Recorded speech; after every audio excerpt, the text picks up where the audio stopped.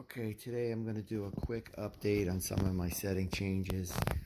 Again, you know, I have nothing to do with this product. I'm not affiliated with them. I bought this product. I got it to work great for myself.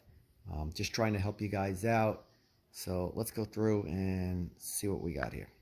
So on the regular menu, we'll start off. The first you got is your LED light strips. And again, I'm going to go fast because this is just a quick update.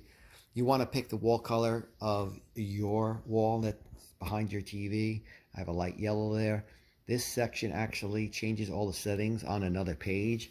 And when we get to that page, I will show you. Right? Very important, you pick the correct amount of light you have in the direction you started on the TV in that screen. Okay? Capture screen. Again, this is your screen. My camera is way off to the right of my TV. I find that I had to play around with where the dots actually go. If you put a white screen on your TV and you find that there's a corner that's not lighting up or something like that, you just need to either move the dots in or move them out a little bit further until you got all four corners lighting up correctly. Again, you want to pick the orientation of your camera. Okay, let's flip back. Okay, next one is profiles. Okay, so this is one of the big questions people ask me all the time is how do I get the screen to not light up when the screen is black and only light up when there's light on the screen? So that's that top slider there where it says dead zone eye strain reduction. So if you look, I got mine right between the general and the dead zone. That seems to work perfect. The more you move it to the right, the more light you're going to get. If you move it too far to the right, the lights will never come off. You'll always have a glow of white or gray or whatever color it is. But I don't want that. Some people do. It's all about preference. But again, right between the general and the dead zone works perfect for me. Eye strain mixing. So this is a complete change from what I used to have. I used to have it on the G on average, which basically means when it's filling in color, it would take the average of the screen and add it. I'm moving it more to add white when it needs to add. Seems to be working great. It's, again, it's a preference. You play around with it and you see how you like it. Usually what I'll do is I'll watch something and I'll just keep playing around with it. The smoothing, I have it down to almost 0. So smoothing is basically like a delay on when the light turns off. So if it lights up in a color and then it's switching to another color, there's a time between it. And smoothing makes it not as jittery or not as fast. I got it right there. I like it right there. I think it's just enough delay without having colors stay on too long. Works perfect. Screen refresh for my TV, I'm using an OLED 77. I'm using 50 for my refresh rate. Works great for me. You can play around with it. I mean, when you play around with it, you will see color changing. Different colors, deeper colors. So you might want to figure out what works best for you. But again, 50 works great for me. So that's where I'm leaving it. Okay, jump out of profiles here. Okay. Okay, now we're going to look at the advanced menu. So we're going to LED strips. Again, the top is just how many LEDs you have on each side. I have mine pretty much in proportion. The bottom is how bright they are. So you'll see I have my left top and right all at maximum volume versus the bottom, which I have about at 25%. And the reason I have that, if you watch any of my videos, is I have a reflective cabinet. So the cabinet that sits under the TV, the lights reflect off it. It's really annoying. I could put some kind of black felt there and probably would work better, but I basically just turn the lights down. Sometimes I actually even turn them off. But I put 25%, gives me a little bit of light, works great. So that's why I'm doing that. Okay, next menu, color. So this color menu, all these settings here, and I'll read off the settings for you guys who want to know what they are. The red is 105, the green is 102, the blue is 1, and then I got 88%, 94%, and 100% for red, green, and blue. But I didn't do any of these settings.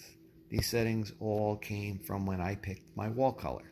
The wall color basically sets them all up, and that's where they're at. So I didn't touch any of that. It changed them all for me.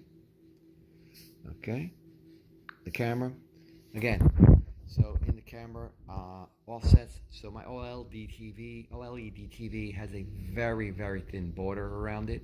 I mean, basically it's a flat piece of glass with like I would want to say less than a ½ inch black border around the screen. So I went with 002525. Seems to work great. The RBG color camera gains, I don't touch the ones out here. I tried playing around with the ones out here, but they couldn't really get it to work great. So I'll show you how I went into the other section. We'll look at it in a minute. The auto camera gain, I'm using 3095, and the delay I'm using 1. So again, this auto camera gain is how the camera sees the color on the TV. So when I tested different colors, you move it around and you can get, like if you're not having a problem getting a color, it might not work for you. But again, the way it reads the OLED TV, this seems to work perfect for me. Okay, so inside here, okay, so let's go to the color curve. So the only color curve that for me is red, right? So in the red, I played around with this a lot. So I keep changing it every so often, and hey, I can keep tweaking it and get better. This is my new color curve. I mean, again, you could try and match it. I mean, you could play around with it. I think I'm actually using one of these bottom ones to get this. The reason why I'm tweaking the red is when I go to my white screen, and when I say white screen, when I put a white screen on my TV and then I look at the lights to get that perfect white around my TV, I tweak the red and it seems to correct it. So that's why I'm touching the red. The other colors I'm not touching at all. Okay. The delay here, I don't know if I mentioned it. The delay on the bottom, again, it's another part of the delay is same thing as that smoothing. The delay is how fast it changes colors and everything. So I got it again down very low. If you see, it's about 1/4. Okay. Miscellaneous. Again, this has nothing to do with the colors. So there's nothing really to say there. And that's really it. That's just a quick update of my color settings. Again, you got to play with the app. I mean, you could start off with the basics like I have. And then, a lot of times I'll put something on the screen and look at different colors and see if they look right. And I'm tweaking it while the screen's running. That's really the trick. The trick is to put something on the screen and say, is it displaying what I want to see?